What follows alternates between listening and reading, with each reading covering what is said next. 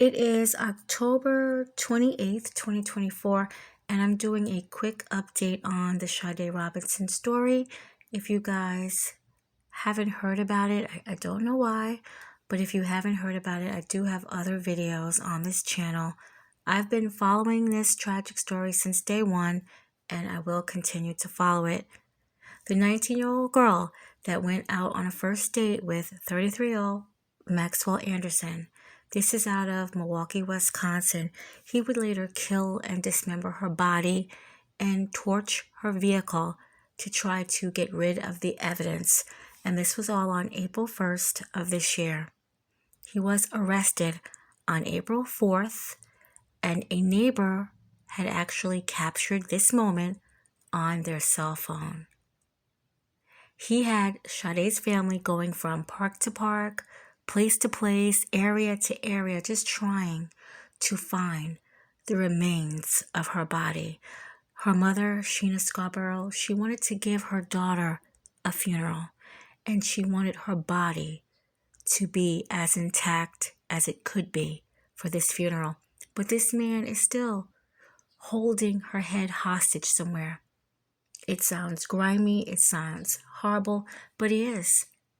And to date hasn't said exactly where her head is, which is just absolutely terrible.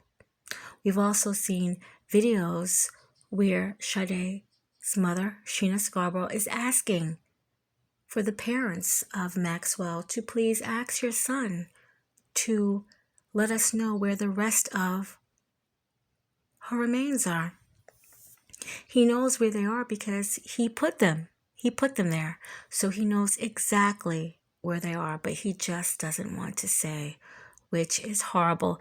And normally, I say everything is, he's innocent until proven guilty, but no.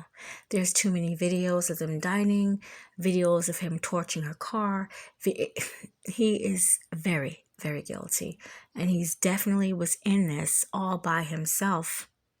Definitely was. So now he's in court. And luckily, Sade's family was spared multiple trials because what I've read is they wanted to maybe do an arson trial separate from the killing and dismembering. So they're going to all put this into one trial, everything related in Sade Robinson's death. So that is really good. So the family doesn't have to keep seeing this monster over and over again.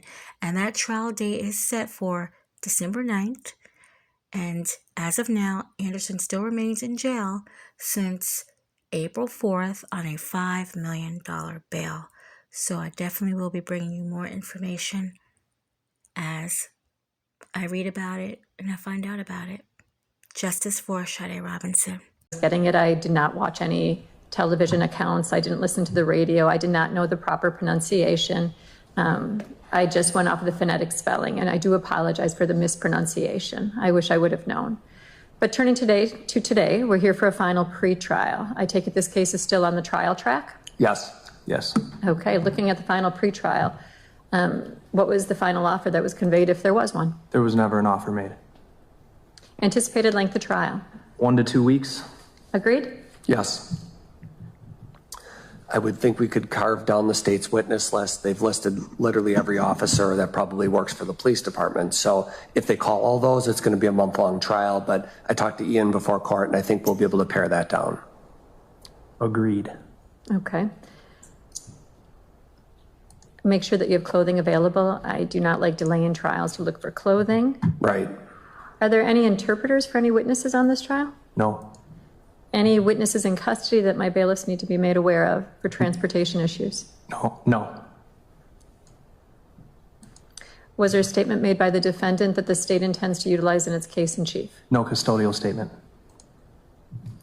Experts? There's a medical examiner that would include actually a coroner from Lake County, Illinois, DNA, print examiner, an arson investigator, toxicologist, trace examiner. She examined some parts of the vehicle as well as flammable liquids on a piece of evidence. There's an anthropologist who prepared a report. I don't necessarily know that I'm going to use each and every one of those experts, but those are who have been named. And notice has been provided to defense? Yes, and if they want any of the CVs, I'll provide them. Is defense challenging on Daubert any of the experts listed? No, but we do ask for CVs for each of those witnesses so we can review them. I'll get them. How long will it take to turn that over? All of these places are pretty responsive, so I don't think it would take more than a week or so. Okay.